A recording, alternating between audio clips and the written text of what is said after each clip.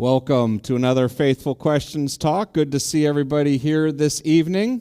Very much looking forward to being able to share this topic. Tonight's topic is there a conflict between faith and science? For those of you just coming in the door, being a live stream event, we have to start right on the hour. So welcome, and let's get right into it. Overview, we will start by talking about a lot of the misconceptions that are out there. Where's my prayer slide? This is why I do everything based on the slides, but you're absolutely right. There should have been a prayer slide before this one. Somehow I dropped the ball on that. So let's go ahead and properly start with the prayer. In the name of the Father, and the Son, and the Holy Spirit. Heavenly Father, thank you for this wonderful evening and the many ways that you have blessed us. Help make this a time to grow closer to you through knowing that you are the creator of all things, including the sciences, and that we can be great supporters of everything in your creation. We ask all of this through Christ, our Lord and Savior. Amen. That's why I make slides, so that I don't make mistakes like that. Somehow I dropped the ball on this one. All right, so we will start by talking about a bunch of misconceptions that people have, words they use that they use in sloppy ways. In particular, we'll talk about the importance of what the word rational or rationality means. Then we'll talk about how that relates to the sciences. And after we kind of build this foundation of what the real underlying meaning of these words are, then we're going to talk about two extremes, one on either side, that misrepresent the middle ground. One being something called scientism, not to be confused with science, and fundamentalism, something that obviously people are more familiar with. Then we'll have our intermission, and go on from there. I am missing a couple of slides here because there's another set of introductory sets that's not here today. I'm not sure what's going on. After the intermission, we will talk about some of the objections that people have to our position and to address them. And then finally, we'll finish up with some do's and don'ts of how we can be proponents of the right way of thinking. So I'm missing my introductory slides, so I'll do my best to do those from memory. For everyone here in person, if you'd like to ask a question, just raise your hand. We will bring you a microphone. Everybody online will be very appreciative if you wait for that microphone so they can hear the question. For those of you online, your opportunities to ask questions are the best way to do it is to get logged in on YouTube with one of your many Google accounts, usually your Gmail account, but if you have a direct YouTube account or something like that, any of those will work, and that will open up the chat session. And if you do that, then you can go in and make whatever comments you would like. This is a horrible talk, all the standard stuff. But if you want to ask a question, start your comment with all capitals, Deacon Question, and then what your question is. And we have people monitoring that. If for some reason you have managed to escape the world of Google, one, congratulations. But additionally, we have a way for you to do that. So you go to deaconken.org/blog/chat, and you can go to the chat room that is not connected to anything and do the same thing. For those here, we have snacks and refreshments. Feel free to go up and get them at any time. All that we ask is that you don't come across the front during the talk. This is a self-funded ministry, so you will notice a snack money jar up there. We encourage you to contribute so that we can have nice snacks in months to come. Oh, yes, we did. Daycare, very good. So what you're going to want to do is through the door here, the second door on your left is the child care room. Yes. Let's see. What else before we get rolling? Anything else I'm missing? I'm obviously a little off my game this evening. Got everything? Yes, yes? Okay. So anyway, if you can contribute, my mindset's always been, if you guys want to put in enough money that we buy lobster, we'll have lobster. If you want to put in enough money for saltines, that's what we'll have. So it's up to you how nice our snacks are that's self-funded. Okay, let's jump right into it. So, misconceptions. The first thing we're going to talk about is the idea of what reason is, because a number of people in the sciences have tried to argue that reason is something limited to science, and this is just not true. Reason is, and this is straight from Merriam-Webster, the power of comprehending, inferring, or thinking, especially in orderly, rational ways, and it references intelligence.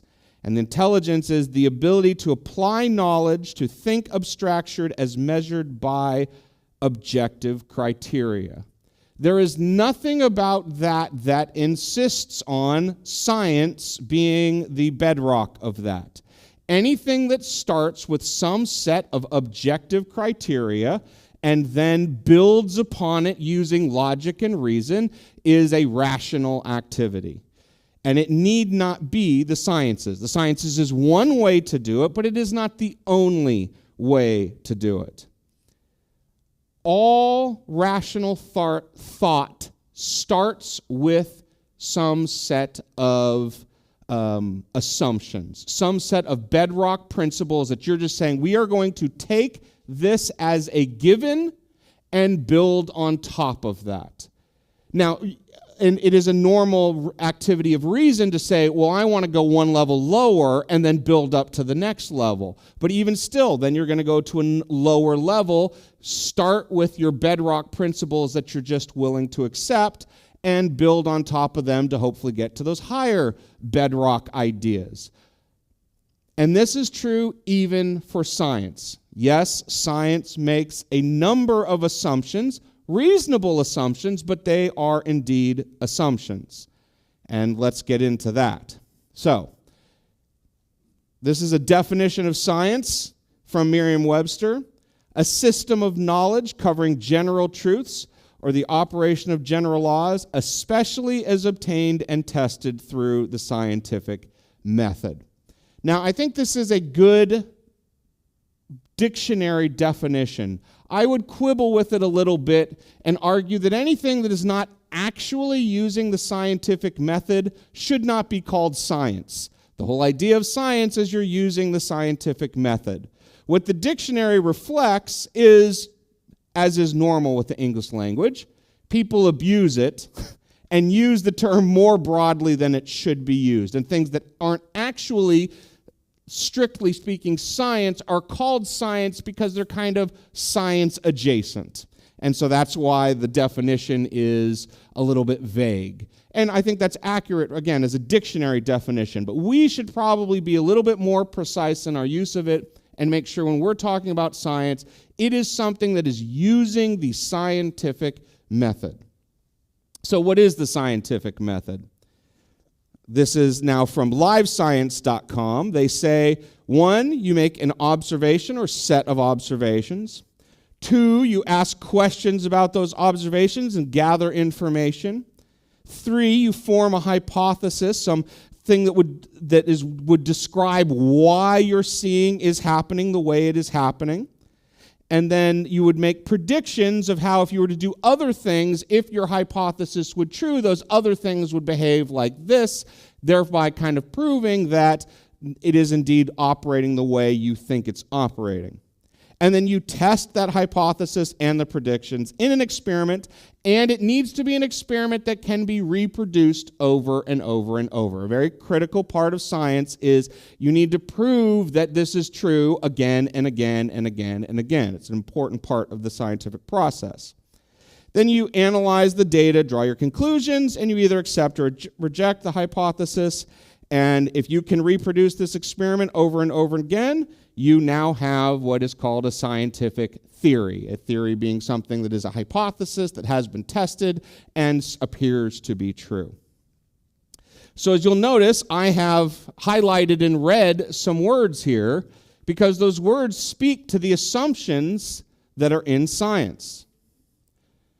The first assumption of science is that our observations can be trusted, that what we are seeing is what is indeed actually happening, right? This is for those of you who know the old movie, The Matrix, this is the Matrix scenario. How do we know that we're not just in a simulation? We don't know that for sure. We assume, reasonably, that we don't think we are. Another is that we live in an ordered universe, that there are laws that dictate things, and that those laws are somewhat consistent, and they don't change over time. If they changed over time, you couldn't reproduce your experiments. I have an online friend who frequently likes to say, in carefully controlled laboratory experiments, God does whatever he feels like, right? And this is speaking of like miracles and the such. But normally we anticipate that God set up the universe the way that it is. Those laws exist, they're real, they're ordered, and they make sense. And that God does not frequently interfere with that. These are all assumptions. And by the way, in the history of humanity, we have not always believed these assumptions. If you go back to the time of pagan religions believed that the god of the wind and the sun and the whatever frequently interfered with things. In fact, they wouldn't have even conceived of the idea of laws of order, that just the gods did what they did, and it wasn't as a law that was running things. It is actually a more recent idea, kind of a post-pagan idea, that we live in an order universe mostly run by laws that one God, in our perspective, set up, or if you're an atheist, just always existed. But these are assumptions. They cannot be proven. They have to be accepted. And reason can very reasonably be used on top of these reasonable assumptions. But the point is, people of the sciences need to come a little bit to grips with the idea that their activities too are built on a set of assumptions. They're reasonable assumptions, but those assumptions exist. And therefore, their use of reason and the scientific method as a extrapolation of reason are still built on assumptions. And then once you do that, then you can say, well, maybe there are other ways I could use reason besides just the sciences, and I would still be a man or woman of reason. I wouldn't be someone just, flailing about. And so the truth of the matter is there are a number of different areas of study beyond the sciences that use reason. Science is obviously one. Mathematics is another. A lot of people don't realize there is nothing about pure mathematics that is scientific. It is a separate area of study. If you go to a traditional university and you ask where their science department is, you will not find it in one of their science colleges. You will find it in a letters area, because it is actually more of a philosophical endeavor than it is a scientific endeavor. There are no tests in science. No tests in mathematics. Now, in many universities, they now have an applied mathematics program or degree or department that is basically coupling science and mathematics together. And that's a good thing. But mathematics in its purest form has nothing to do with science. Science uses this specialized field called mathematics to bolster up the sciences, and that's a good thing too. But the point is, they are actually theoretically independent uses of reason from one another. And then you start going beyond that. You would have philosophy. Philosophy is also another form of the use of reason on top of some built-up assumptions. And when you continue down this line, then you would also get to religion or theology. The idea that we have some set of things that we have understood to be true through revelation, and then we will build a theological framework using reason on top of that. Do we have to admit that those evidence-based things are assumptions? Yes, we do. They are assumptions. But they are assumptions we believe are supported by evidence, and then we build our religion using reason on top of that. So all of these things are use of reason. and therefore all of them are potentially good. And the reason this is important to bring up is there are people in the sciences, and by the way, they will similarly bah at the philosophy type of thing as well. So at least they're equitable in their dismissiveness. But the reality is these all are aspects of reason, and they're being too limited in their approach. So many would assume that faith is not something that uses reason, but this is just not true. All faiths start with some belief system, but that belief system comes from some set of evidence. In our case, there was this guy. Everybody who's reasonable agrees he existed. He lived in what we today called Israel about 2,000 years ago. He preached a bunch of stuff. He was able to do miracles, and this is documented in a number of different forms. And then they killed him, and the evidence that the apostles said was he rose from the dead and showed himself to them. These are all things that we can't prove, but we have evidence of. We have the testimony of the apostles. We have contemporary historians who talk about the apostles saying these things and that this man existed. There's real evidence that this is true. And so we take this person, Jesus, as a vessel. Well, I don't want to go into all our theology. That's for a different talk. But, and we say this is our bedrock truth. But how many things does our Christianity build on top of that? The idea of the Trinity, our moral philosophies, all of these things are use of reason on top of this assumptional base that is evidence-based to build our religion. And so theology for all good religions is an extension of observation and logic and reason. Are the assumptions a bit more shaky than science's assumptions? I think we have to admit, yes, they are. But we are not this nebulous nothing that is completely based on irrationality. We are actually heavily based on rationality. And there's just a lot of things that are very, very hard to prove. Things like, did that person 2,000 years ago actually raise from the dead? We think so, but somebody who believed the opposite would just as much have to defend their position of why they think not. And they can't prove that either. Which is an important point. There are a lot of things, a remarkable number of things that are not provable, that there is evidence for. And we have to really get comfortable with that idea. So much of what we think comes from evidence, but if we really dig into it, the proof is a bit weak. You could argue a lot of that is what's happened with the pandemic. And I mean this in the most charitable way possible. Lots of things were done based on the evidence we had at the time. And they did their best with that evidence. And then we got more evidence. And then we learned more things. And some people get all in a huff and say, well, this is ridiculous. These don't know what they're talking about. Well, to some degree, there is a truth to that. But it also doesn't mean that those people were acting irrationally or with malice or any of those things. It just means we didn't know yet. The evidence we had, we thought demonstrated, but if we were being honest, and perhaps this is where there is some justified criticism, perhaps things were stated too definitively, but that evidence we thought pointed to something, and it turned out some of those things weren't as true as we thought.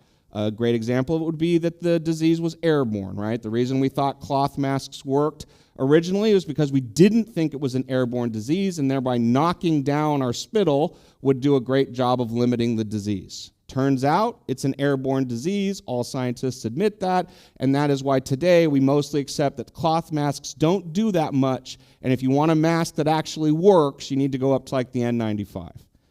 But this isn't that talk. I'm just trying to point out how we learn things over time. We think we know something's true. We have evidence that that thing is true, but it turns out we haven't proven it as much as we thought. And And when you come to accept that idea that lots of things we think are not proven, then all of a sudden our faith, our religion fits into that picture a lot better, right? We have evidence. I just went over some of it. We have evidence that Jesus was real and existed and did what he did. Can we prove it? No, but that doesn't mean it's not true. And we need to get more comfortable with that idea, not just with religion, but also with everything else. Okay, so that's kind of what I'll call that assumption framework I wanted to build up. That there's all these ideas that get overplayed in one way or another, but the underlying idea is reason is a wonderful thing. It can be used in lots of different ways. Religion is one of the ways it can be done. Science is another. And all of those things are good and healthy things. And all of them are doing their best based on a certain set of assumptions to get at the truth. And all of them have to be a little bit more humble at admitting a lot of times we have evidence but not proof. Based on that, I'm going to now speak to two extremes that fall off the wagon on one side and the other. The first of those is called scientism, and it should not be confused with science.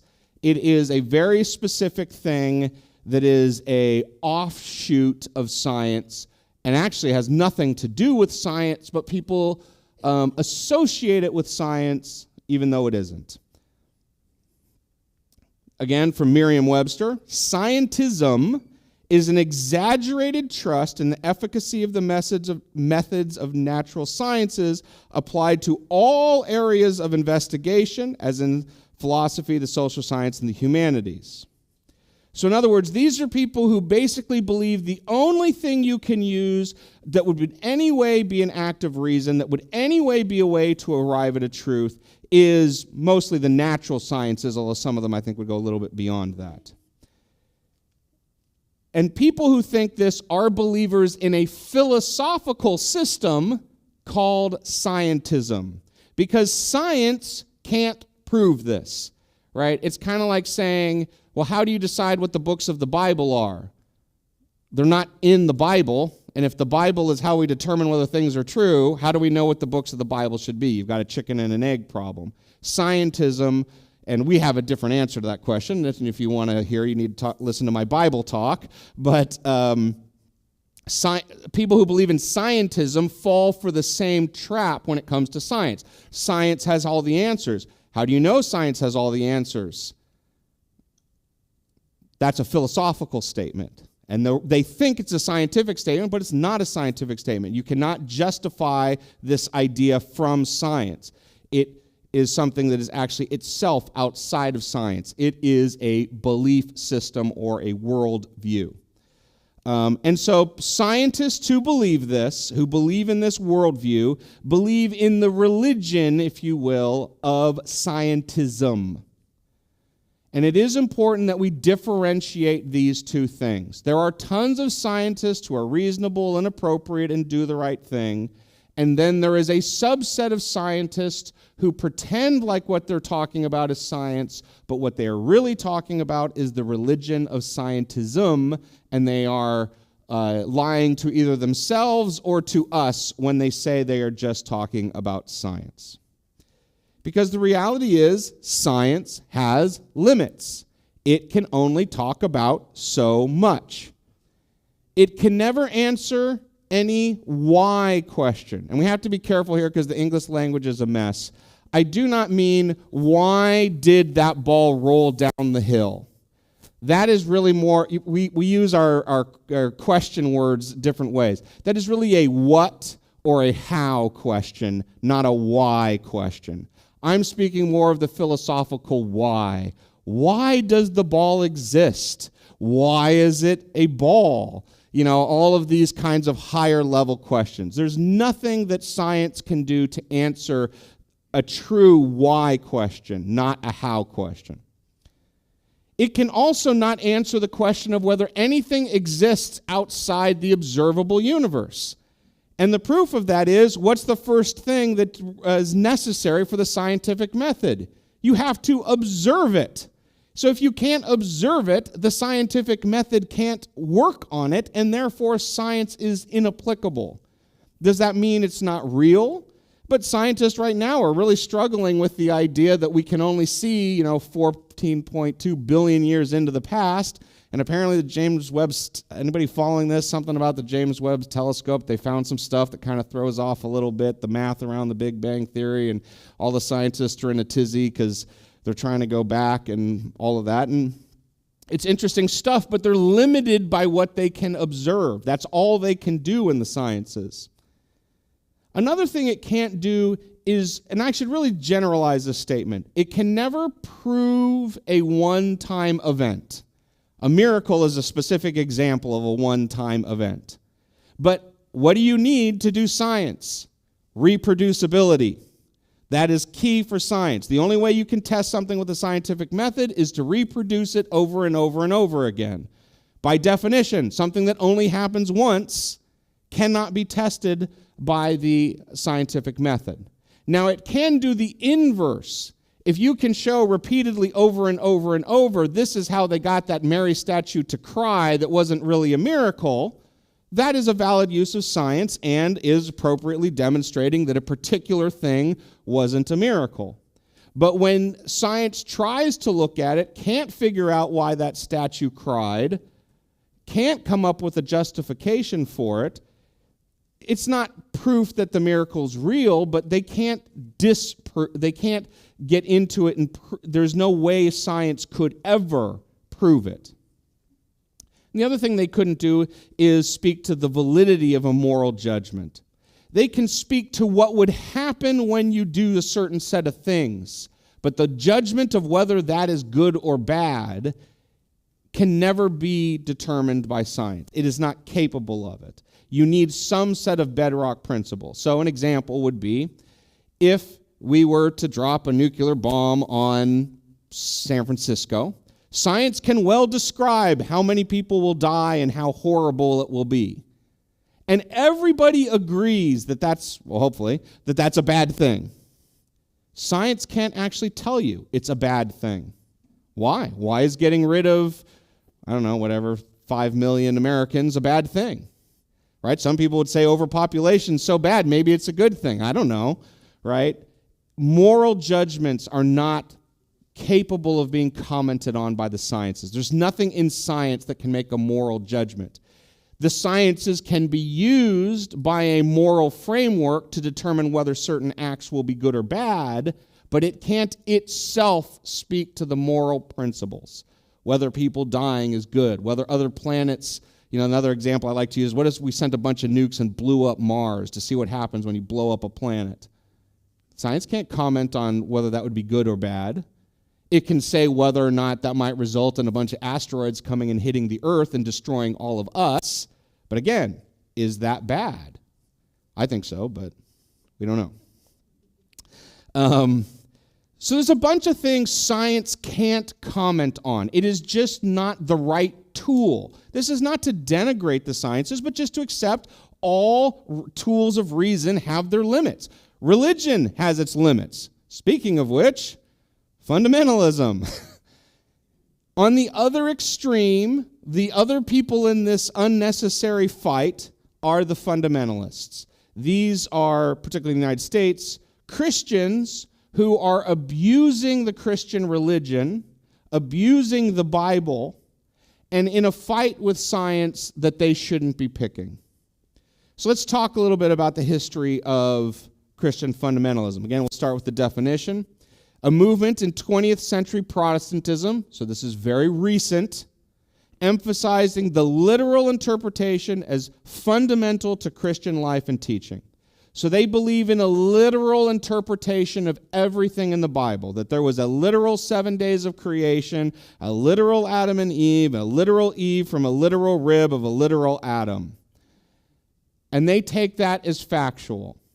The history of this is in the 18th and 19th century. There were a lot of Christian movements that abused many of the truths of Christianity and used a loose philosophical understanding of the Bible as a justification for that. They'd say, oh, that's all symbolic. That's not literal or anything. That's just symbolic. And that allowed them to go places with morality they wouldn't have otherwise been able to go. So the counter to that was a set of Christians who said, no, the Bible must be treated literally. And they overshot the mark. Yes, there are things that we cannot ignore in the Bible that are not meant to be taken philosophically, and it is wrong to abuse them in that way. However, there is plenty in the Bible that is meant to be understood symbolically or metaphorically. And we have to do the difficult work of understanding what the writers were intending and therefore interpret it appropriately. And by the way, it's a big part of why we have the church. The church's job is to help with that. You'll notice that this comes from Protestantism. Protestantism struggles with the idea of they don't have an authority like the church to lean on. So they want to lean on the Bible. That was one of Martin Luther's big thing of sola scriptura, only the Bible. And once you do that, well, now you no longer have an interpretive lens for the Bible, and then you're tempted to something like fundamentalism. I'm just going to go all literal because otherwise we're going to get into all these messes of too many people treating too many things as if it's metaphorical. We are not fundamentalists. We believe that Scripture must be understood in context. It was written. Some of it is meant to be understood fairly literally. Some of it is meant to be understood fairly metaphorically. Some of it is symbolic. Some of it is intentional hyperbole. And it's our job to understand what God and the writers are intending. Genesis, it is really a very recent thing to look at Genesis and try to see in a very literalist sense of creation. If you go back and look at the older saints, St. Augustine, Thomas Aquinas, all of these historic people who really got into the Bible, St. Jerome, none of them looked at creation that way. None of them looked at Genesis and said, this is how it happened in a strictly literal sense. The first couple chapters of Genesis are about the nature of creation. The world in which it was written was a pagan world. It was a world where there were many gods. So what's the first thing we have our God doing? Creating the most fundamental things you could imagine. Light, darkness, the foundations into which the earth is sunk, the sea above the stars. All of these things that are the most profound, fundamental things you could understand in that era, the one God made them all. So it's establishing the idea of monotheism. 2, it's all good, right? What does he do? He creates something and he saw that it was good. He creates another thing and he sees that it's good. Second point, and then that he then made mankind in his image. The final culminating point of creation was mankind made in God's image. This is the point of Genesis. Whether the light came before the moon, came before the plants, completely irrelevant. And it is only a 20th century view of things that would have that misunderstanding. And so we as Catholics can respect what scientists have learned about the arc of creation. There is nothing in that should bother us. And if it changes, and it's kind of looking like we might have some new discoveries that'll change some of the earlier pieces of that, that's fine. It doesn't affect us. It is our job to respect valid scientific inquiry, not to impose a fundamentalist view of Genesis onto the sciences as if it's this trump card we can force on it. It's just not true. Because if you look at Genesis, it just doesn't make any sense. I mean, you don't have to know anything about modern sciences to make it clear that it doesn't make any sense. There was light in Genesis before there was the sun. Now, actually, ironically, with modern science, we have more of the idea that there was some amount of light before the sun. But in an ancient sense, light came from the sun. That was where it came from. Yet, in Genesis, there was light before the sun. There was night and day before the sky was separated from the earth. Vegetation existed from the sun. And yes, they knew that if you put a plant indoors, it would die. They knew all of these things. And then you can go through a whole bunch of other things. They recognized this was not meant to be understood in a hyper-literal sense. It is only in the modern world with fundamentalism that people have made this mistake. And we need to take this back. We need to take this back from the fundamentalists so that we can be seen as reasonable, not seen in the same light as the fundamentalists who are being unreasonable.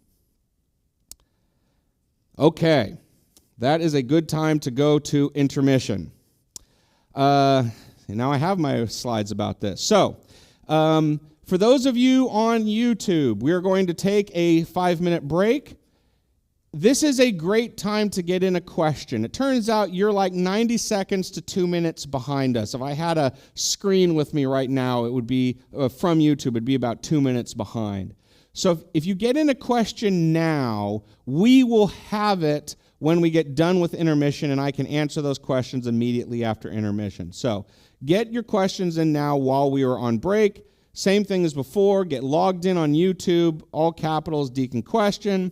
And if you don't have any sort of account that's on YouTube, and again, any Google account can get you logged in, go to deaconken.org/blog/chat and do the same thing.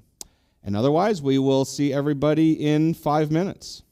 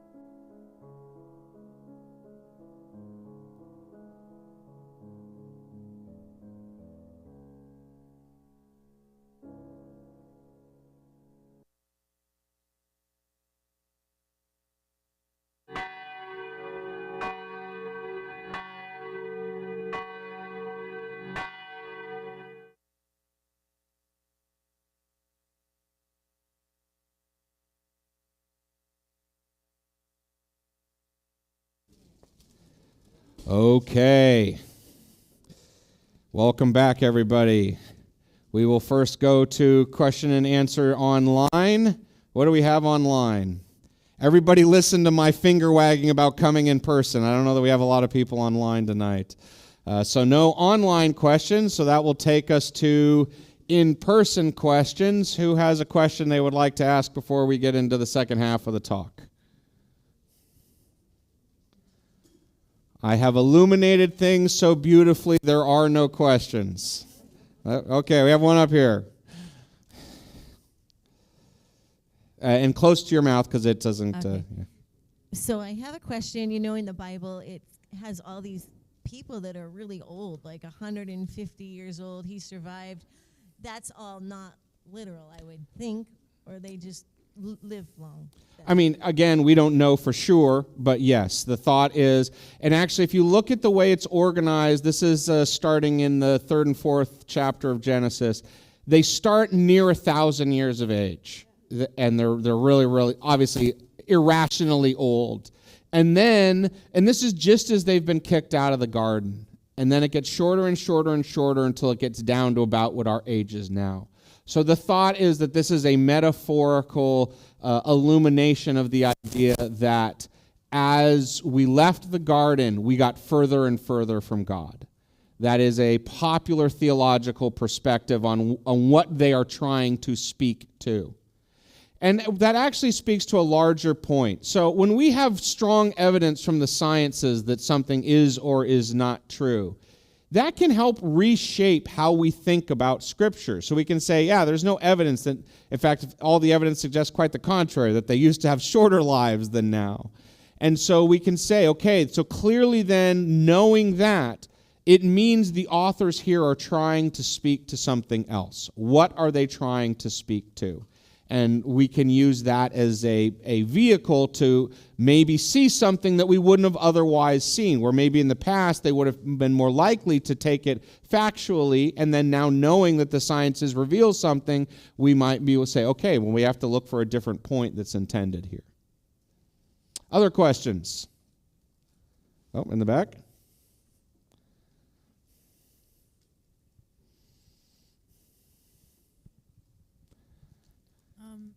Yeah, nice and close, real close to the face.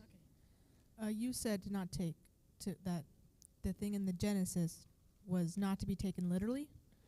I mean, so to be clear, there are portions of Genesis that's true. Generally speaking, the first 11 chapters of Genesis are what we call proto-history, and that they are speaking to the nature of early history and not to be taken overly literalistically. When we get to chapter 12 and Abraham, or Abram at first, now we are stepping more into a much more historical frame of people that we strongly believe are historical, and they're documenting mostly historical acts. Okay. But actually, to speak a little bit more in depth, so the flood, Noah and the flood, there is strong evidence not just from the Bible, but from many historical sources that there were a couple of very large cataclysmic floods about 4,000 to 6,000 years ago around the Mediterranean. There have been big cataclysmic floods here in the Americas. You know how when you get on YouTube, you watch a video, then all of a sudden you get sent 400 videos on the same topic? Somehow I got into all of the flooding that happened in Oregon and Washington when the Great Salt Lake went from its huge size, they had a different name for it, into its smaller size. And then there was a huge lake that when the glaciers receded, eroded, and there are all these huge mega floods as a result of these events. So there are mega floods in history, and there's evidence that there was something huge that happened about the time that the Genesis account would have been covering. Was it something that covered the entire world? No. But it suggests that this story that is a proto-history that's meant to be understood in more of a philosophical sense is a reference to something historical that happened, but it's being given a theological implication beyond just the historical event, which obviously wasn't worldwide. So a lot of times, even when we say this isn't something to be taken over literalistically, there doesn't mean there aren't aspects of historical truth to it. But we don't take it as we don't take it in a hyper literalistic frame. We take it in a frame of there are some metaphor and some principled ideas here, not necessarily a literalistic idea. Other questions before we jump into the second half? Oh, over here.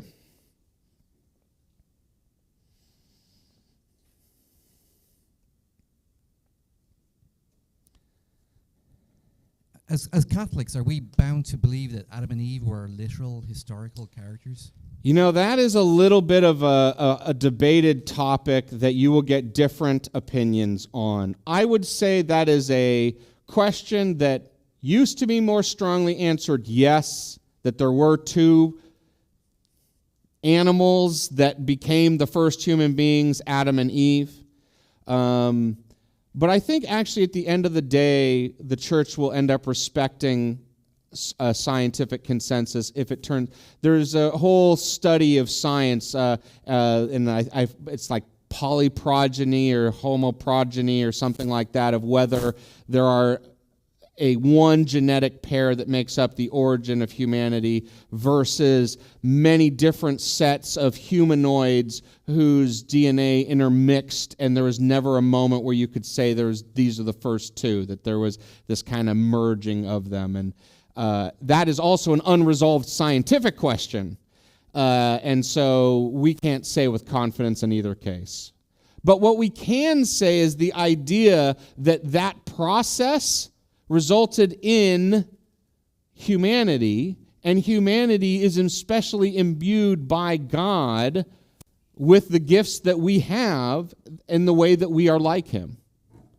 Whether that came from two singular people, that tends to be the historical answer we've adopted. But if science strongly tells us that that's not true, then we would have to, again, reanalyze that and say, okay, well then we have to look at this in a slightly more metaphorical sense. Oh, another one.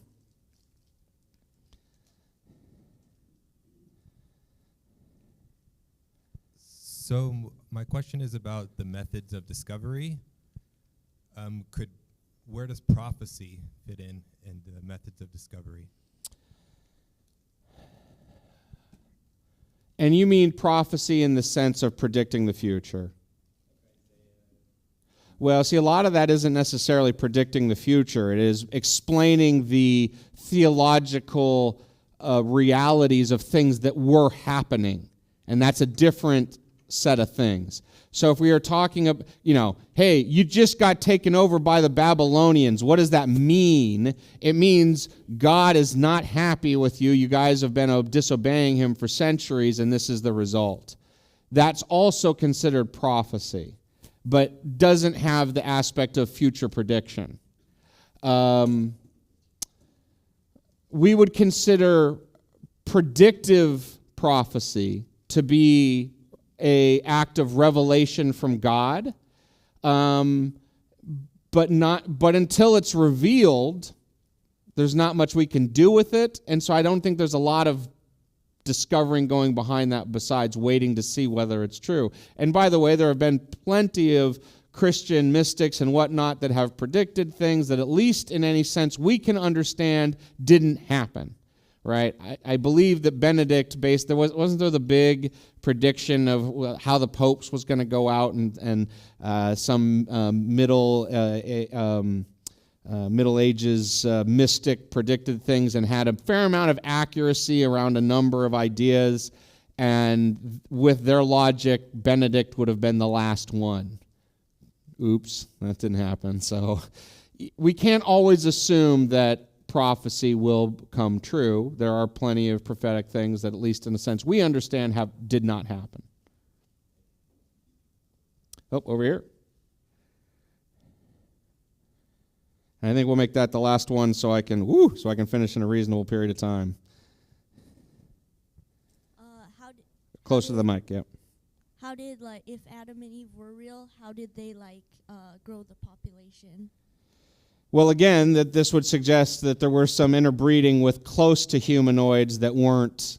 And you're more asking a scientific question than a religious question. So I'm really not speaking to you as a deacon in this sense, but more as a someone who is a fan of science. But it would suggest that there were non-human humanoids who bred with the very first humans, and through that adopted some humanity.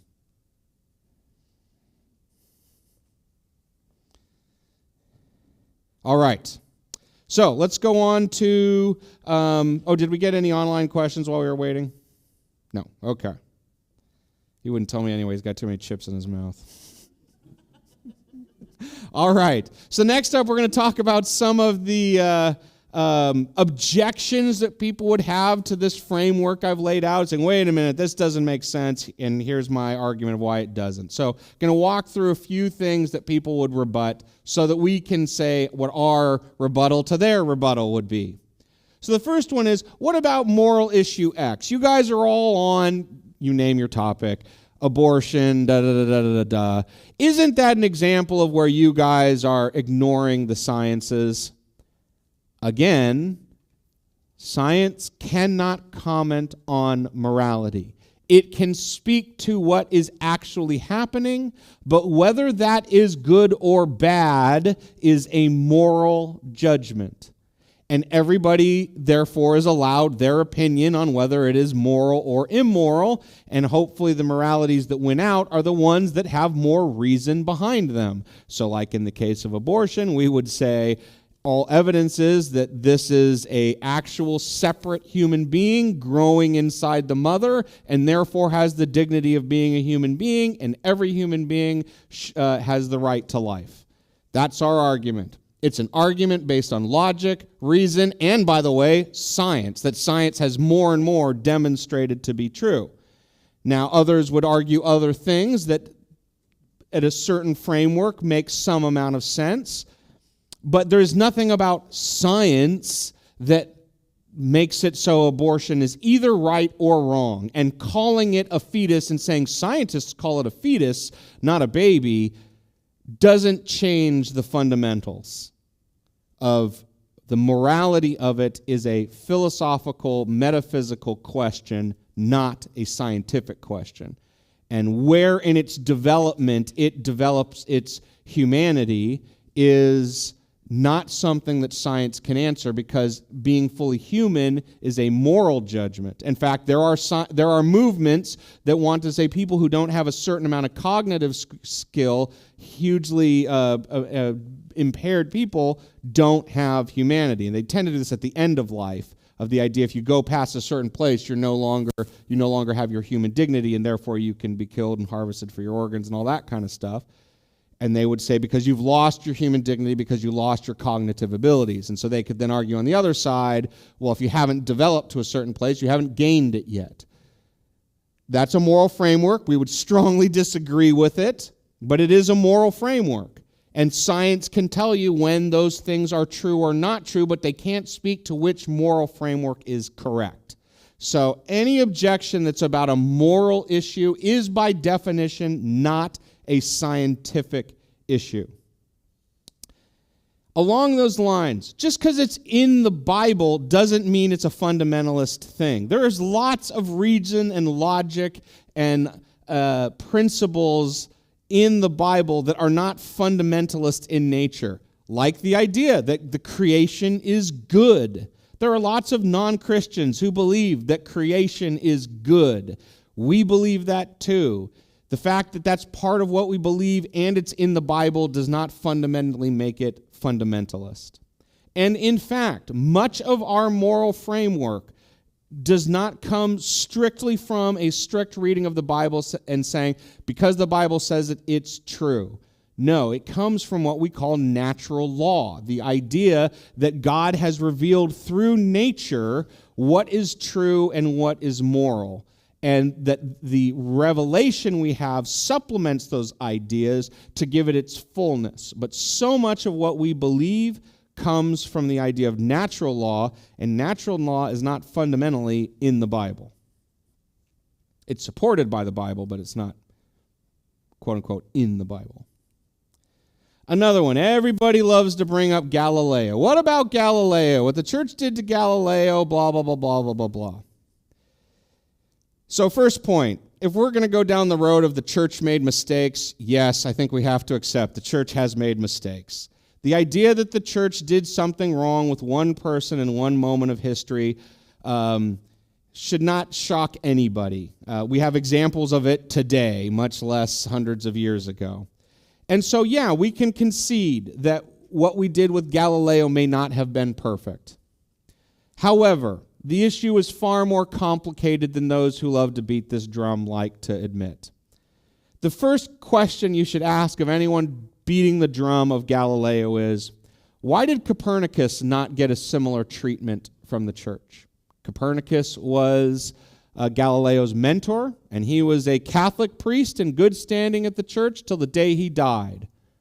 And he was actually, more than Galileo, the first one to really propose the idea of heliocentrism, the idea that the sun is the center of the solar system. Why didn't he get in trouble?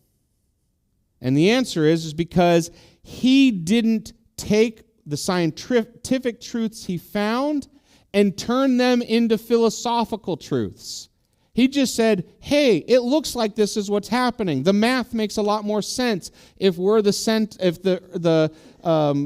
is the center, and we and all the roaming stars are rotating around it. The math works a lot better. So that's probably what's happening.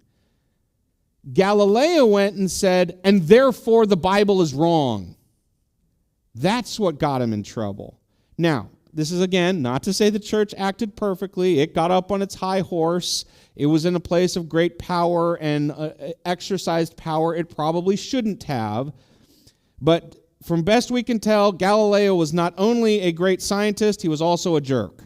And there's a lot of evidence that his attitude towards the church was just as much what got him in trouble as the scientific truths he was proposing. Because others, like Copernicus, didn't get in similar trouble. Yeah, we may have made some mistakes with Galileo, but it's also much more complicated than those who would like to say, see, anti-science. It's just not true. And in fact, there are plenty of examples, even from that era, of the church being very pro-science. A great example of this is the idea of the leap day. Anybody know the Catholic story of the leap day? The Vatican has an observatory, and has long before the time of Galileo had that observatory. And in that observatory, you could track what day of the year it should be. And the calendar only had 365 days. So over the course of hundreds of years in this one observatory, the sun got out of place by 10 days. And they brought the Pope down to the observatory and said, see that dot of where the sun is shining through their little system? It should be there because today is whatever, and it's already here. We think the year is a little bit longer than 365 days. And they came up with the system that said we need to have the leap day. And they had, because it had been so long, they had the precision of not just 365.25, but the 2475 that we today go with. And that's still not perfect, but it's close enough to perfect that it gets us out to the year like 20,000 before we're in trouble. Right? But that's what they came up with in the Middle Ages, the system where a leap year every 4 years, but not on the century, but still on the millennium. Right? They had that level of scientific accuracy in the Vatican before the time of Galileo. We were not afraid of the sciences. Did we get into a turf war with Galileo? Yes, we did. But it's just not as simple as those who like to say, see, anti-science. The other evidence there is Why is it the only one you seem to be willing to pick on is Galileo? Where are your there have been thousands and thousands of scientists over the year. Why are we talking about one, not thousands and thousands and thousands? Another one they'll talk about is the issue of the church arguing for limits on various kinds of research and various kinds of treatments, right? We are against embryonic stem cell research. We are against any treatments that use it. We are against, in principle, against the idea of vaccines that are using embryos in their development and testing, although we do allow for the idea that you might take one of those after the fact, even though we didn't like that it was done. If the vaccine, and again, you need to see my vaccine talk to understand all of that, but nevertheless, we don't like that it was done, but we say you could use it if using it isn't furthering that problem. But people will then object, say, see, you're inflicting your morality on the sciences. This is, again, proof that you guys don't really like the sciences. And again, the idea here is, even the scientists accept there are places where an experiment shouldn't be done, that there are moral limits on science, that you can't just do anything. Going back to my dropping a nuke on San Francisco. Could you imagine the wonderful scientific data we would get out of that? It would be a remarkable thing to understand how radiation is on human beings. We would learn so much. And we would then need to reproduce it in San Antonio and Florida to get even more data. But obviously nobody would suggest that. It's good science, but it's immoral science. And so we say, no, you do that on a supercomputer in the Lawrence Livermore labs instead. Because we recognize throughout all of humanity that you just can't kill millions and millions of people to do interesting science. And so that we have a different line based on our moral principles than they would is not about science. It's about morality. And altogether now, science can't comment on morality.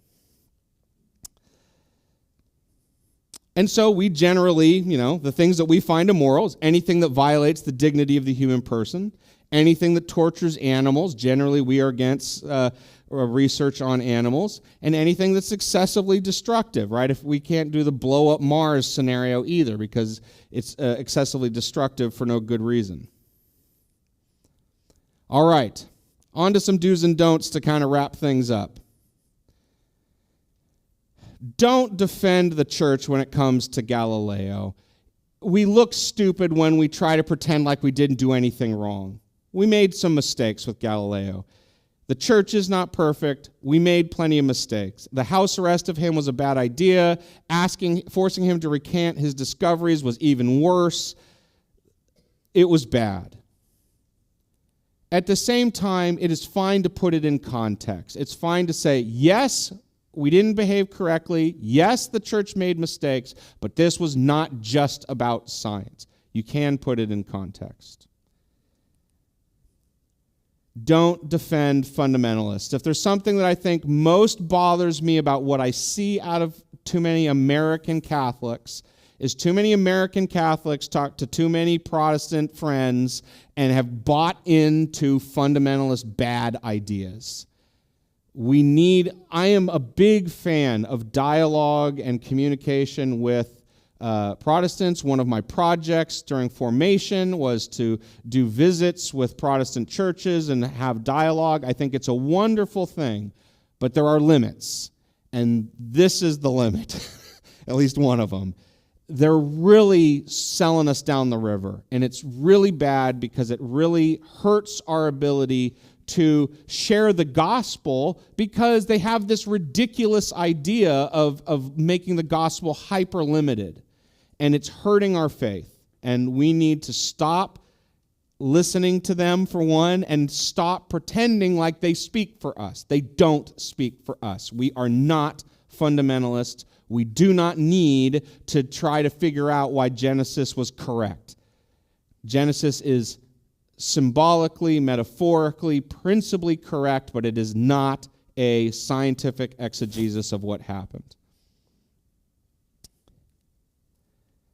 We do need to share examples of Catholic scientists. There are so many of them out there.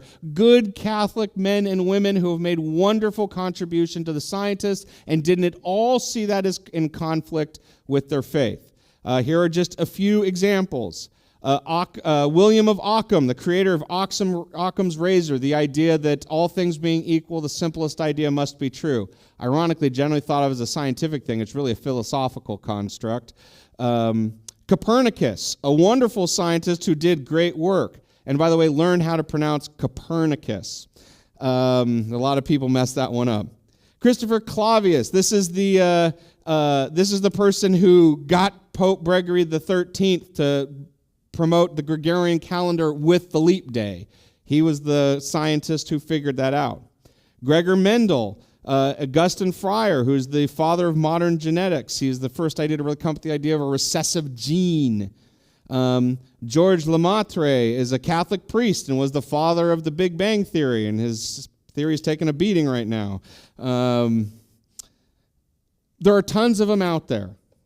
There are, right now, hundreds and thousands of PhD level scientists at universities around the world who are fervent Catholic believers and do not at all see that in conflict with their faith, and the church is happy to have them. This is a biggie. Don't avoid the word religion. Somewhere in the baby boomer era, religion became this harsh, judgmental word, and we like to use the nice soft word faith. Our faith is this. Our faith is that. And at some level, it's fine, but I think it really hurts us in this space because faith is a word that is not a word of reason. But there's nothing about the word religion that is in opposition to reason. We would actually be on better footing in this space if we use the word religion or theology or any of those types of things. So I actually think from this perspective, we need to be de-emphasizing the word faith and coming back to some of those more traditional words like religion or theology or doctrine or even metaphysics. There's lots of other words we can use that don't require us to pigeonhole our belief system into something irrational, which the word faith kind of fundamentally fits in an irrational linguistic space. So let's stop avoiding those harsher words, particularly when we're dealing with scientists. Do talk about the evidence for the Catholic faith. It is not a belief system based on blind faith. It is a belief system based on revelatory evidence of things that there is strong evidence that they happened. They're not just crazy nothing ideas. Every time there is a miracle that is going to be used for someone's canonization, the church goes and investigates, and they get serious about it. A lot of them are rejected. Because a lot of them are medical in nature. A lot of times they'll show up and they say, yeah, that's the cancer drugs working. That's what cancer drugs do. Come back to me when it's a real miracle. These kind of things happen all the time. The church is very serious about investigating the evidence that is presented to it, and when it's not real, rejecting it. And I want you to think about something. I want you to imagine an atheistic scientist and a Catholic showing up, both intending to investigate a miracle. Who is freer to do a legitimate investigation of whether it may or may not be true? The atheist only has one answer they are willing to accept. It's fake. And he's trying to figure out what that is. Because if any miracle is ever true, it's kind of a hole in his worldview, isn't it? A Catholic doesn't have that problem. We can look at a particular thing and say, no, it's just a grilled cheese sandwich, ma'am. The fact that it looks like Mary isn't that big of a deal, right? We can do that, and we can say that's not a miracle because we don't need every miracle to be true. In fact, we don't need any particular miracle to be true that isn't central to our faith, like the resurrection of Jesus.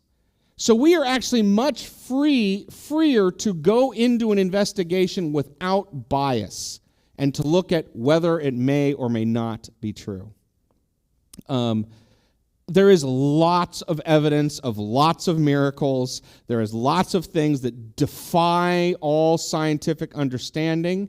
Now, maybe some of them we will learn more about in the future, and turns out they will have a natural explanation, and that will be fine. But there's still plenty of things out there that are strong evidence that what we believe is true. And we don't have to cede the rational ground. We have evidence. It is real. Our faith is based on that real evidence. Can we prove it? No, we can't, but it is real. At the same time, I see too many Catholics overstating that, saying, oh, well, that's proof. We have proof Jesus rose from the dead. No, we have evidence he rose from the dead. We can't prove that it happened. I believe it.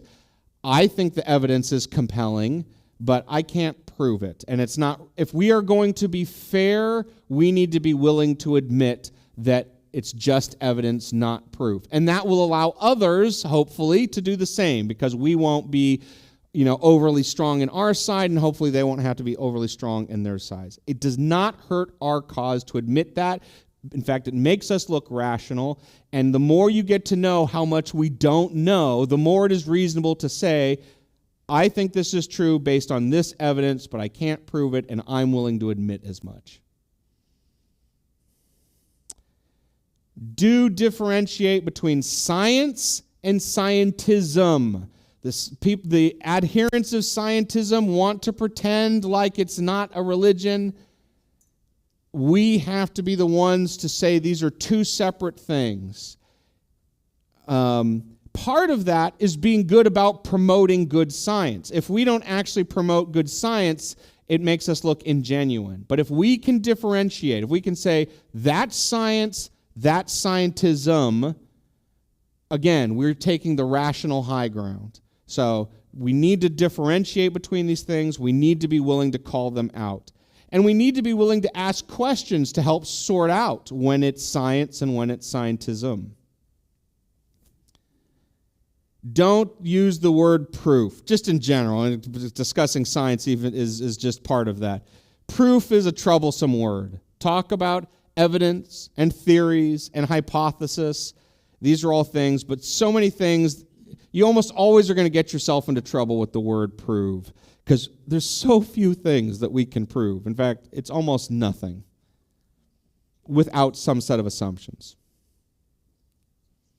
And finally, do talk about the idea of a rational religion, that we have a religion that is based on evidence and reason, and that what we think does not come from blind faith. It comes from revelatory evidence and reason, and we put those two things together to come up with our theological framework and principles. Okay, conclusion reminders. For those of you online, the same thing is true as at the intermission. If you don't ask your question early because of the delay, I may not see it. So make sure you get in your questions soon. Get them in while I'm doing my conclusion slides. Then we'll have them immediately afterwards. Again, you do that by getting logged in on YouTube with your Gmail account most likely, and put all capitals Deacon Question. If you don't have that, go to deaconken.org/blog/chat and do the same. Conclusion. Science and theology should work in concert with one another. They are completely compatible. There is nothing about our religion that cannot be made compatible with legitimate science. I'm going to give you a quote all the way back from 1893, so we're not even dealing with, a modern, Catholic who's now come to the truth kind of thing. No, this has always been our perspective. There can never indeed be any real discrepancy between the theologian and the physicist, as long as each confines himself within his own lines, and both are careful, as St. Augustine warns us, not to make rash assertions or to assert what is not known as known, from his encyclical in 1893. All right. Satisfaction survey for those of you online. There's a link in the description you can go to do a satisfaction survey. For those of you here, it is on the table. Just fill it out and leave it on the table. I really, really care about your feedback. These talks have changed a lot over the years based on the feedback I've gotten. Originally, I had no snacks. I was like, what do you need food for? And people said, it's really important. And so we have food. Childcare is another example. There's tons of things I have changed. I got lots of feedback about quoting long quotes, that was intolerable. So you see, I don't do a lot of that anymore. I really, really, really care. You can be as absolutely harsh as you want. I will actually like you being absolutely harsh. You'll probably get a call from me not out of anger, but out of curiosity. I want to know what your feedback is. So both online and for you in person, fill it out on the thing. I want to hear your feedback. Next time, Tuesday, January 10th. Not January 11th, like I said from the pulpit this weekend. The topic will be, how can I evangelize my non-Catholic friends? We're going to have a couple of panel tables here with people to share their conversion stories, talk about the things in their life that was helpful to them to get them over the hump to become Catholic. It's going to be very structured. You'll both hear their stories and very specific things that we can do to support the future thems. I'm a convert myself, so I will be part of the panel. After that, on February 7th, we have How Can Our Catholic Faith Improve My Marriage? With Valentine's Day a week away, I figure it's a good time to get tuned up, get our marriages back on the right track, maybe so that we can spend Valentine's Day, if we're struggling with something, turning a corner. Normally at this point I have the calendar for the rest of the year, but with this kind of coming back, more people showing up, by the way, thank you all for coming. I really appreciate you being here. I'm very happy to have you. I wanted to keep the rest of the calendar open, again, so that you can give me your feedback that you want. One of the questions on the forum is, what topics do you want to see? So hit me with your best shot. I'll do my best to include those this year. I have some topics in mind if I don't get much meaningful feedback, but I wanted to leave them open so that I could. I've seen frustration in people's eyes when they say, "Oh, I have a topic for you." "Oh, yeah? Oh, sounds great. I can do it in like 14 months. And they're like, "Well, that's not very helpful." So hopefully this way I can do it sooner rather than later. Additional information, the big two places to reach out to me is at deaconken.org. and also youtube.com/Deacon Ken Crawford. I have about 30 of these talks now online. So if you appreciated tonight and you're curious what else I have out there, I've got all the ones I did during the pandemic when it was just me in this room and a camera, and a number of ones in the interim since then. I see a question here.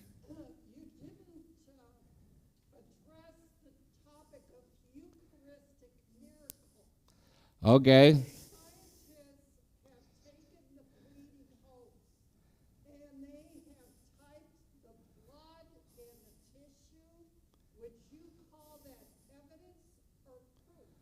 Evidence. And yeah, it is evidence. It's strong evidence. And for the online, the question was, we didn't get the mic to you, but the question was, they've done scientific investigations into hosts that have bled, and they have found some very consistent things about them, type AB blood, that it's actually blood, not, red dyed water, things like this. I mean, this is strong evidence, don't get me wrong, but do we know that somebody didn't sneak in some, with a syringe, some AB blood and squirt it into the side? There's all kinds of ways that somebody could still be mucking with things, but it's strong evidence, and the fact that every time they look at it, it comes back the same reinforces that evidence, but it's not proof. It's not proof. And we will have a whole section for questions here after I get through these last slides. Spiritual direction. The first thing I did after I was ordained was I entered a 2-year program to be trained as a spiritual director. We are not inherently trained in that during formation, but we are required to have a spiritual director.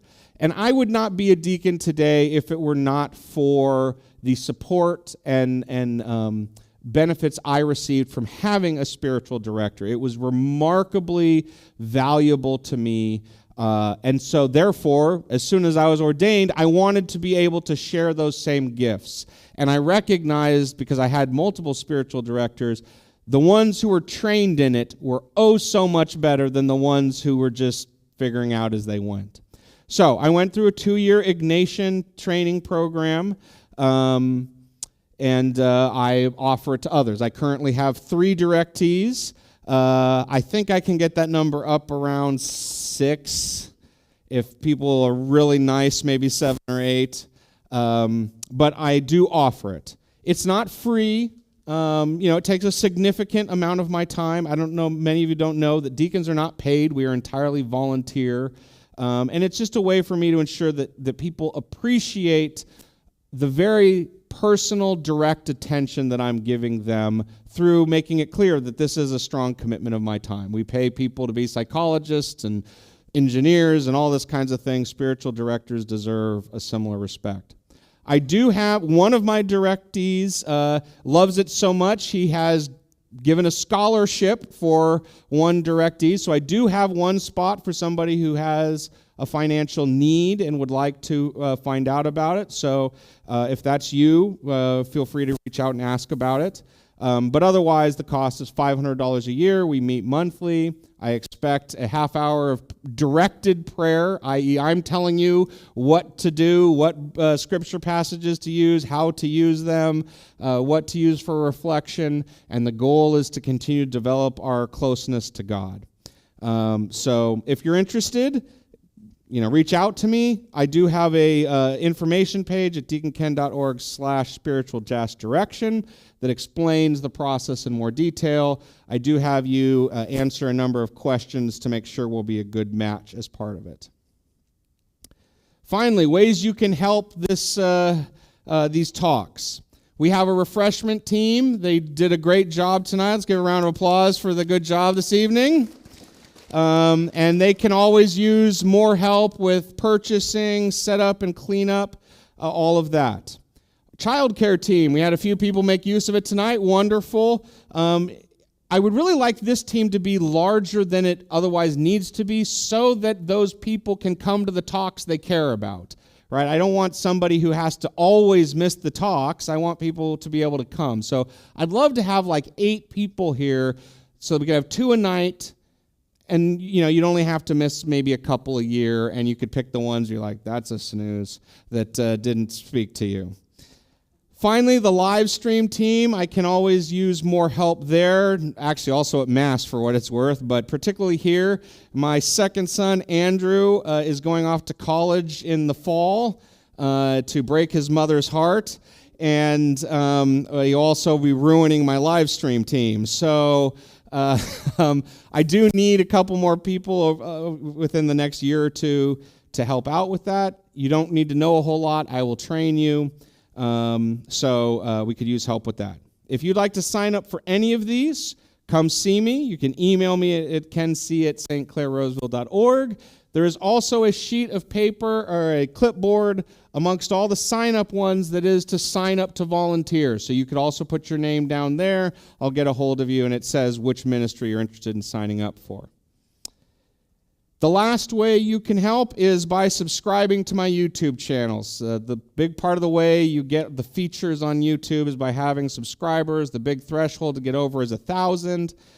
For those of you who've been coming for a long time, it used to be only 962 to go. So we're making progress. We're a quarter of the way there now, but we do have a long way to go. So 748. If you have 6 Gmail accounts, you can subscribe 6 times, and that's fine by me. So please subscribe to the channel. Okay, with that, On to questions. We will start with online questions. Okay. In-person questions. Here.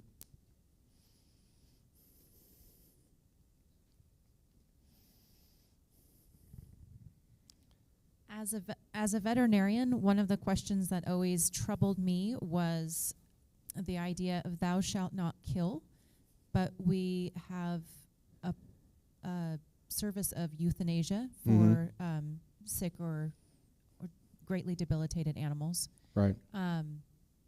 As a Catholic, it was very conflicting. So I wondered if you could speak to how those two go together, the science and the faith.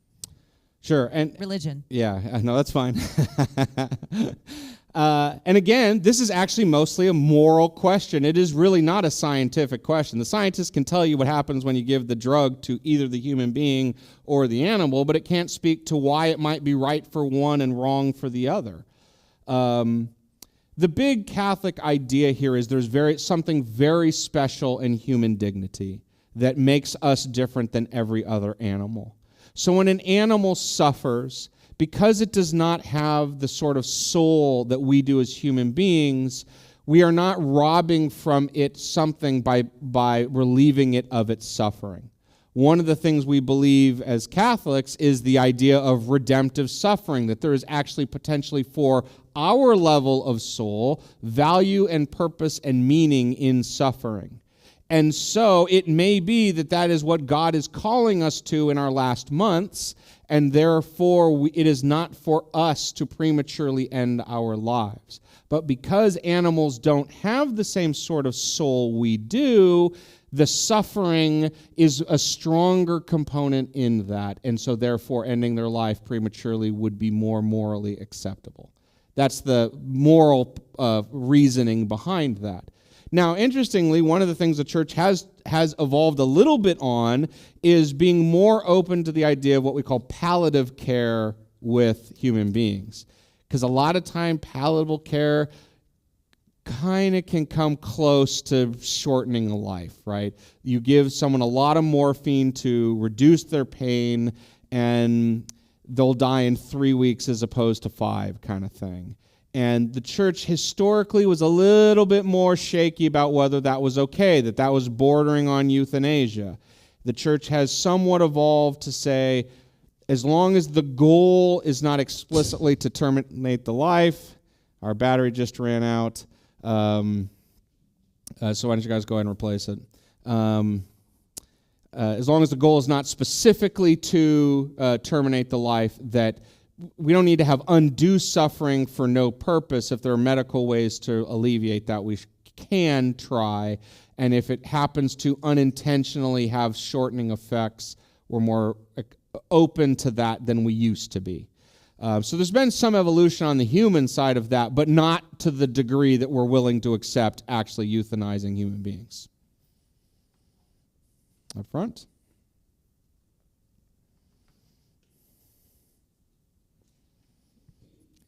There we go. Forgive me if I don't know the exact science of it. We're talking about stem cells. Yes. And my understanding is the stem cells are from the umbilical cord, and isn't that just something that's thrown away when a baby is born? And why is research not allowed on that? So it is. There are multiple kinds of stem cells, and the church is only opposed to embryonic stem cell research. So not the ones that are like in the umbilical cord. Yes. Generally speaking, those are called adult stem cell research, and that is perfectly fine. So yeah, the church is only against it when you are killing an embryo in the process. Right. Actually, if you could find a way to harvest from an embryo without killing it, its stem cells, we would be okay with that too. It's about the idea of you're treating life casually that we're concerned with. And so, yeah, as long as it's not doing that, if it's a bone marrow, umbilical cord, there's a few other types where we do that. And there's actually a burgeoning medical field for the last 5 to 10 years of what they call induced pluripotent stem cells, which is the idea that you take things like skin cells or other somewhat pluripotent cells and make them more adaptable. Because the whole thing about a stem cell is it's the most adaptable type of cell. It can become anything. It can become heart tissue, it can become brain tissue, it can become all kinds of things. And that's called pluripotency. And the embryonic stem cells are the most pluripotent in general, and that's why they're so desired. But we can take the other ones, like the umbilical cord, and get kind of close, but the scientists always want the best, and so that's why they're willing to cross those moral lines. Induced pluripotent is the idea that if we can take cells, maybe even not stem cells, and make them pluripotent, that's the best of all worlds. And actually, some of the best stem cell research is happening in that space because you don't have tissue rejection issues. The problem with embryonic stem cells is you're taking some other human being's cells and putting them in yours. And as we know from heart transplants and other things, that doesn't always go well. With induced pluripotency, we can take cells out of a person, make them pluripotent, and put them back into the same person, and you don't have tissue rejection issues. So there's a lot of wonderful science going on in that space, and the church is all for it. And it has a lot of great benefits. But yes, it's just the embryonic ones that we are opposed to. Yet another thing that gets lost in the noise, right? So yeah.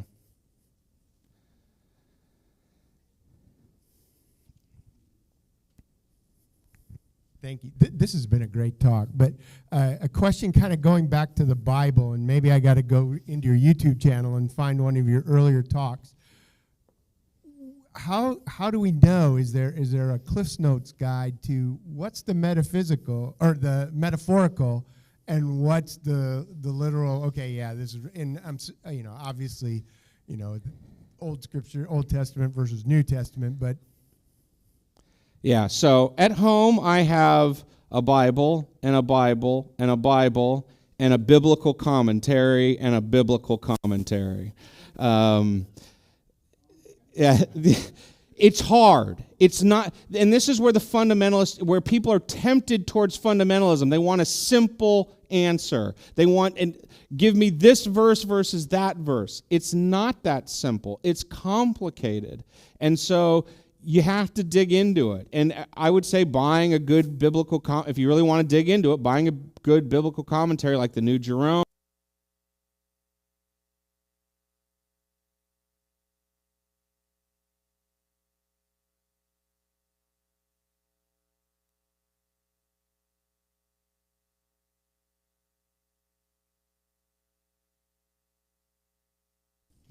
The microphones go through the cameras, which is why you hear those pops when the battery dies. The microphone's not happy. All right, is my audio back on? And we're back. Okay. So anyway, it is very complicated. There is no simple answer to this, but the answer to it is dig into the commentaries and start to learn about it. Other questions? We only had one talk, so I have this ticking time bomb of, this is how much time you have left. We only had one talk where the thing exploded in the end, and it scared us all because we'd never gotten to the exploding bomb. So you got 16 minutes if you want to. I saw one in the back.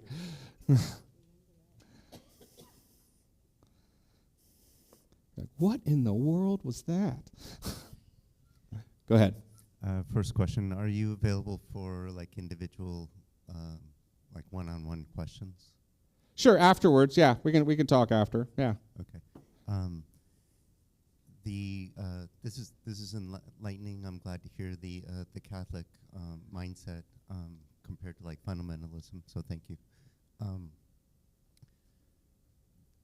The evidence was touched upon during this talk of for Catholicism as a religion.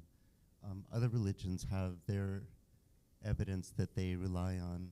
The Bible has interpretation, as you described, thick interpretation of text. How do we differentiate? How do we determine which religion is right if we're right, etc. And what I play in my mind is, does it matter? Is God the only thing that matters? And religion is our way of interpreting, understanding, grasping this other.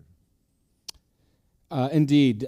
So I'll start with the second half of the question because I think actually it's more revealing. The reason it matters is because the truth matters. Now, there's a difference between searching for the truth and being a jerk in judgmentalism when you think you've found a good answer and you're listening to what other people think they've found. I'm not trying to conflate those two things. But we should always be interested in discovering the truth. It may be elusive, just as all the stuff that's going on right now with the Big Bang is making certain things elusive, but the good scientist is not frustrated by the fact that he doesn't yet have all the answers. His desire for truth is so strong, he will keep searching. And there will be debates between scientists about whose ideas are right, and they will come up with new experiments, and they will continue to go after and search out the truth. We should have the same idea about the nature of God, that we can still be charitable to others' understanding of those things while still not selling out and saying, it doesn't matter. It does matter. Truth matters. We should be trying to get to the bottom of as many answers as we can in the scientific and the metaphysical. And so, it does matter. Now, how do we know which one is right? We follow the evidence. And I believe the evidence is the Catholic faith is right. There are others who believe their evidence. And again, we could have good, healthy, respectful debates about these things. But my opinion is that the evidence points to the Catholic faith being the correct one. And, obviously at some certain level I could spend a bunch of time laying that out, but other people have come to different conclusions, and at a certain level, it's appropriate to respect that and say, they're doing their best, I'm doing my best, I'd love to sit down and talk with you, compare notes. We should never be afraid of, by the way, of talking to people of goodwill of different perspectives. If being afraid to is a sign that we are fearful that our truth doesn't stand up to scrutiny, and I am hugely opposed to that. I believe my truth stands up to scrutiny, and I'm willing to talk to anybody about it as long as I can still spend some time, sailing and all those kinds of things too. But you get the idea. So, we just have to follow the evidence. But I think it's very important to not settle for, it doesn't matter. You have you truth, I'll have my truth. No, we should care, just like we care about scientific truth.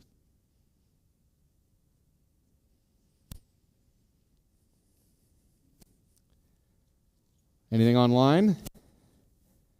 All right. Well, I think what we'll do is we'll close here with a prayer.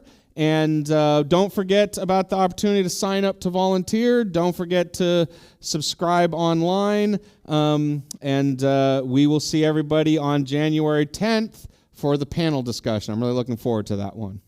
Let us pray.